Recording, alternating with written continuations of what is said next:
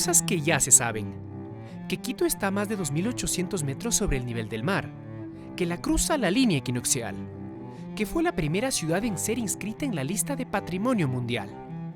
Pero, para celebrar bien a la ciudad, es necesario conocerla mejor. Por eso, hoy hemos preparado unos datos de la capital que sorprenderán a más de uno. Empecemos por su fundación. Quito cumple el próximo 6 de diciembre 484 años de fundación española. Pero esto no quiere decir que antes de 1534 Quito no existiera. Para contarlo mejor, recurrimos a un personaje, a uno que ha estado en la ciudad desde su mismo inicio. Pues como dice el dicho, más sabe él por viejo que por diablo. Pueden llamarme como ustedes quieran.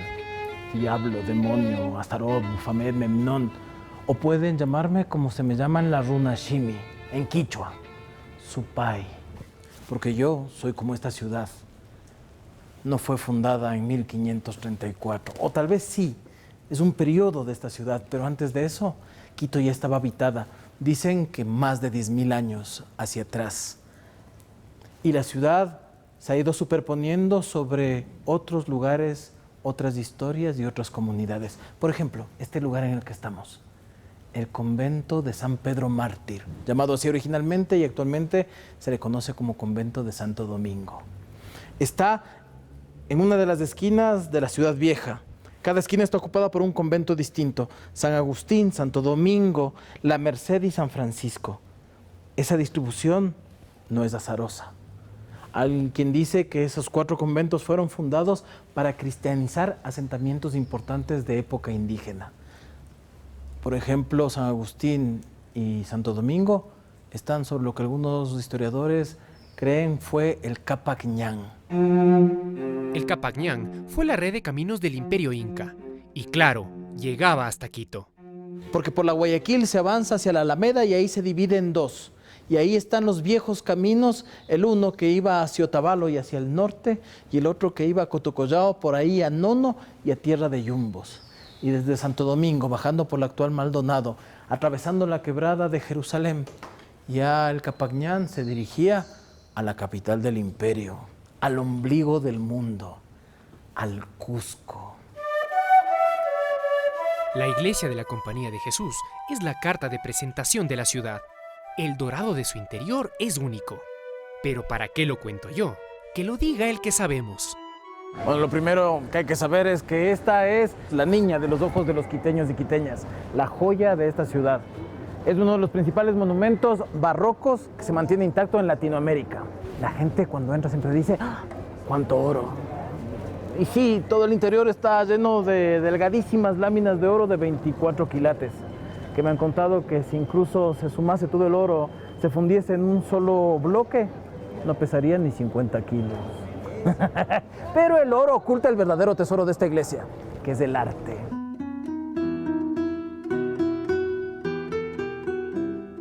Aquí no solo sabemos de arte y de religión, sino también de picardía y pecado. Porque en la casa frontera a la Compañía de Jesús, en las mismas narices de los jesuitas, hicieron, no se sabe quién, una broma interesante. Sobre las ventanas de los marcos van a ver una serie de niños trabajados en estuco, pero hay uno que tiene una virtud especialísima. Es el último, el esquinero. Si uno se para debajo, uno se da cuenta que ese último niño tiene un enorme, envidiable pene. Con perdón, pero así se llama, un pene, no tiene otro nombre. Y nadie sabe quién lo puso ahí, ni siquiera yo. Lo que sí sé es que no lo sacan de ahí jamás. Cada año arreglan la fachada, pero no lo quitan, sino que más bien lo limpian, lo pintan de nuevo.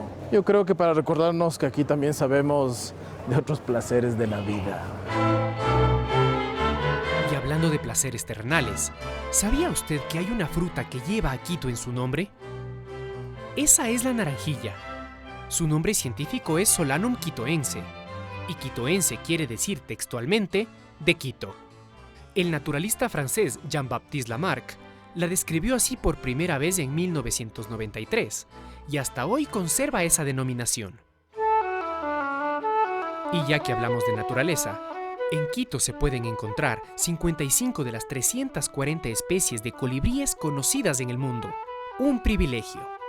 Sin embargo, el zamarrito pechinegro es un quinde que está en peligro de extinción, y para cuidarlo mejor, en 2005 el municipio lo declaró ni más ni menos que emblema de la capital. Volvemos ahora con nuestro endemoniado personaje. Él nos espera en una de las puertas de la Ciudad Vieja. Este es el Arco de la Reina. Marca de alguna manera la salida sur de la ciudad de Quito. De aquí la bajada es hacia una de las quebradas más antiguas, sagrada en tiempos prehispánicos, porque es un huayco. Es de Ullahuangahuayco, la quebrada de los gallinazos. Luego llamada quebrada de la Nueva Jerusalén y luego finalmente rellenada y convertida en el Boulevard 24 de Mayo. Este arco tiene que ver con devoción. Fue construido para proteger a los fieles que venían a escuchar misa en una de las capillas más pequeñas que se conservan en esta ciudad, la capilla de Nuestra Señora de los Ángeles. Estas capillas servían justamente para eso, para que la gente al ingresar o al salir de la ciudad hiciera un acto de devoción.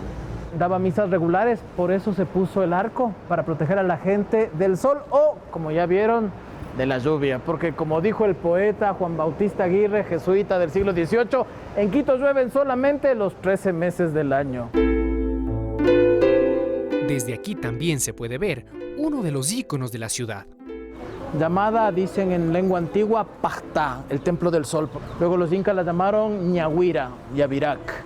Y finalmente, primero los españoles la llamaron Cerro Gordo, por la forma que tiene. Pero quedó como pequeño pan, panecillo. Y así es hasta nuestros días. En la cumbre de este antiguo centro ceremonial, hoy domina el paisaje la Virgen de Quito, o también llamada la Virgen del Apocalipsis. Esta figura, basada en la escultura del artista de la escuela quiteña, Bernardo de Legarda, mide sin la base 30 metros de altura y es el monumento de aluminio más alto del mundo. Y ya que mencionamos a Legarda, debemos trasladarnos a una capilla muy especial en el convento de Santo Domingo. Esta es otra de las joyas de la ciudad, la capilla de la Virgen del Rosario. Aquí es donde se ve el trabajo más importante de ese hombre que es famoso por la Virgen que ahora le llaman de Quito, Bernardo de Legarda. Estamos además sobre un arco famosísimo, porque claro, la gente ahora, sobre todo en estas fiestas, canta la canción tan tradicional, pero ya no se sabe la letra completa y solo atinan a cantar y la guaragua, y la guaragua, y la guaragua. Porque el chulla quiteño lo que está contando son los dos límites de la ciudad vieja. La Guaragua, que es la primera calle entrando desde el norte, y el otro, el barrio que empieza justo a partir de aquí, la Loma Grande, que sería de alguna manera el límite sur. Cuando la cofradía y la orden dominicana querían o estaba en planos ya construir esta capilla, hubo un problema porque se pretendía cerrar lo que ahora sería la calle Rocafuerte. Obviamente eso entró en conflicto con la gente que vivía en lo que ahora es la Loma Grande. Hubo algunas discusiones, conflictos y finalmente se decidió por una solución muy inteligente y además que creó un rincón tradicionalísimo de Quito. Se decidió construir la capilla sobre un arco levantado para que la calle pasase por debajo. Así los de la Loma Grande hasta nuestros días pueden presumir de que su barrio tiene puerta de entrada.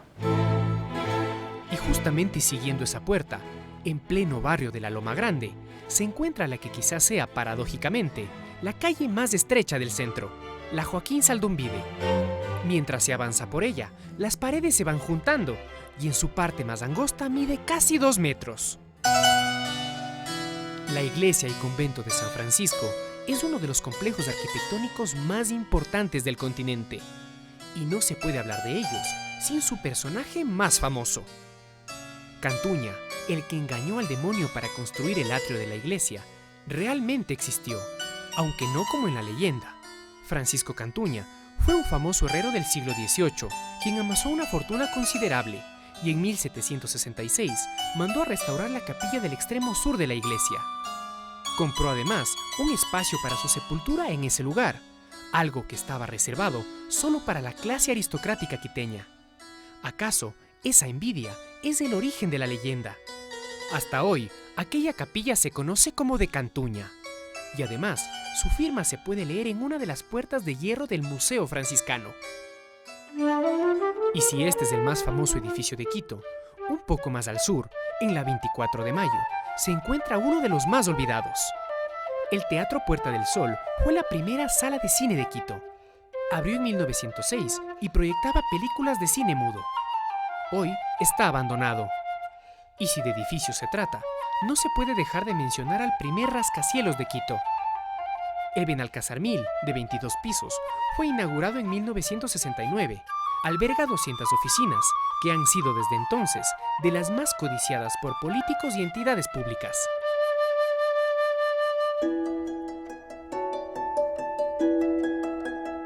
Dejamos lo más importante para el final: la Plaza Mayor, la Plaza Grande. La historia de esta plaza está muy relacionada a la fundación de la ciudad española, diríamos así.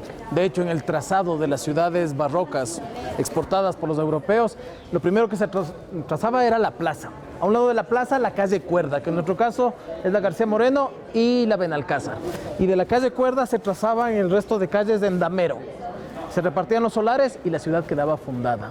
Pero algunos dicen que en esta plaza hay piedras que son más antiguas que la ciudad española, porque pensar en 500 años es pensar en muy poquito. Nosotros somos un pueblo antiguo, milenario. Somos los hijos del sol y hemos habitado estos territorios desde tiempos inmemoriales.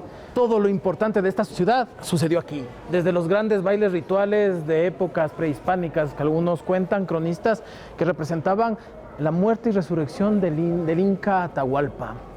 Pero también en época virreinal, el nacimiento, matrimonio, muerte de los reyes y los príncipes. Y luego, claro, también fue el lugar de los asesinatos más escabrosos de esta ciudad.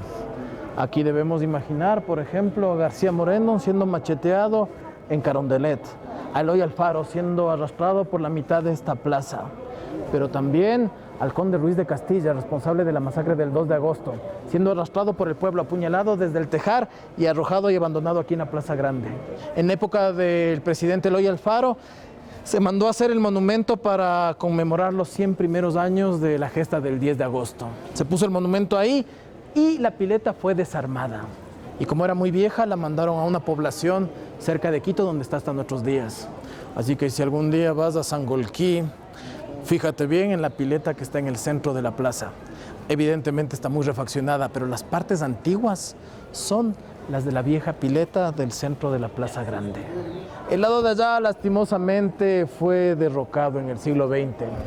Y a veces hicieron cosas como eso, botar no solo la casa del Cabildo, sino 2 o 3 casas que estaban a los lados, entre otras las casas de familias de próceres de la independencia, como la familia Salinas, para construir, bueno, eso. Que yo no digo que el edificio sea feo. Arquitectónicamente puede ser muy interesante. Algunos dicen que rompe la unidad de la plaza, otros dicen que hay que aceptar que la ciudad tiene la forma que tiene. Yo digo que bueno, el municipio está ahí ya más de 50 años. Hay que quererlo como a un hijo feo.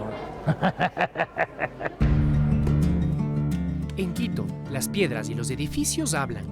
Nos cuentan sobre nuestra historia, raíces e identidad. Solo hay que saber escuchar para que esta milenaria ciudad nos sorprenda a cada paso.